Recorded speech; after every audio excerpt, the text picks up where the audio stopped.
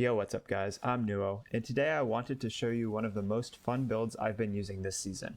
I call it the friendliest build in all of Destiny 2. At the beginning of the season, Bottom Tree Stormcrawler got a lot of fun buffs, making it a viable subclass in both PvE and PvP. Let's read through them real quick. Arc Soul, increased duration from 12 seconds to 13 seconds, increased rate of fire by 10%. Electrostatic Surge, now increases sprint speed when allies are near. Landfall, now fires 5 arc ground projectiles on cast. These are some really nice changes and I'm glad Bungie was able to bring the subclass up to speed.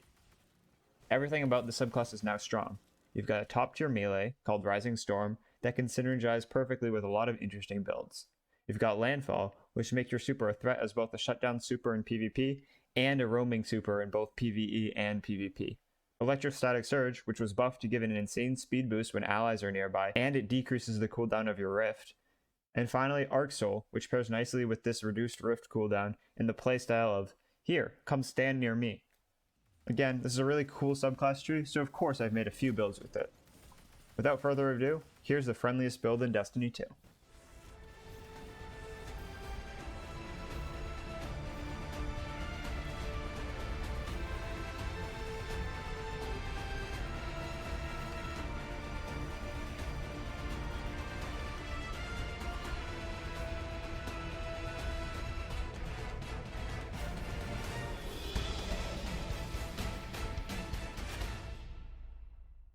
To start off, we're going to use the exotic boots, Boots of the Assembler. These boots can be acquired from legendary lost sectors on boots days, but you need to own Beyond Light, if I am not mistaken. They have two main perks. First, standing in a rift creates Noble Seekers that heal allies, or alternatively give everyone around you a damage bonus of 35%, which is on par with Weapons of Light, the highest damage buff in the game. And second, each time a Noble Seeker heals an ally, your rift's duration is extended. This synergizes perfectly with Electrostatic Surge and Arc Souls. Your fire team is encouraged to stand near you to benefit from both your Noble Seekers and your Arc Souls. In turn, this gives you increased movement speed and increased Rift recharge rate. Alrighty, this is a really fun build, and you can really stop here if you want. But I've made this build even better with Charged with Light mods.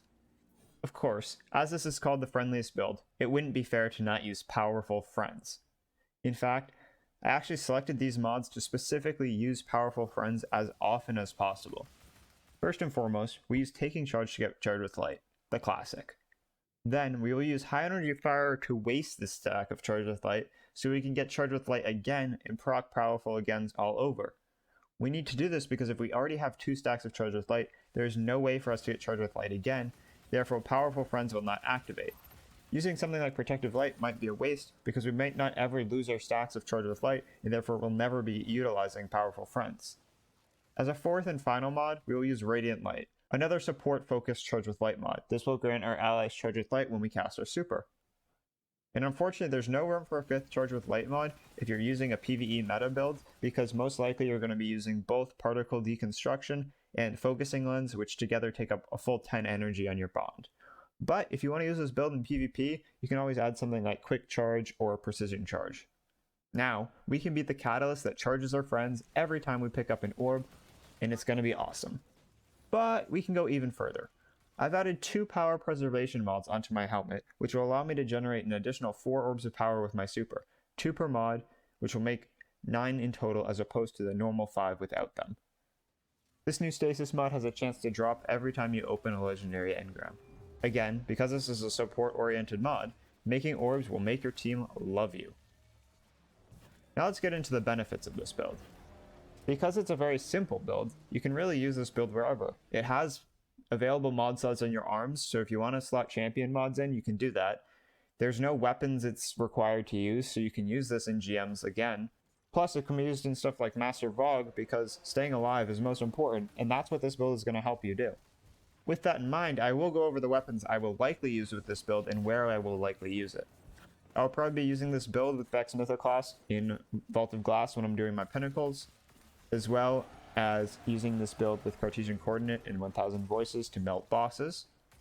I might also use this build in Master Nightfalls, or even GM Nightfalls if I'm feeling like it, and I will likely use maybe a bow, a fusion rifle for Unstoppable, maybe an auto rifle, depending on what GM it is. Like I said, the build is going to work with whatever weapons you want. So try out a few things. You could always use, you know, if you're using this in strikes for whatever reason, you could use Lumina, because Boots of the Assembler have a nice synergy with Lumina in the Noble Seekers. But because there are no champion mods for hand cannons, I didn't slot that into my recommended weapons. I guess that's it. That's really all I've got for you today. If you liked the video, make sure to drop a like and subscribe. I'm going to be uploading more builds over the next few days. Thank you guys so much for watching. Have a good one.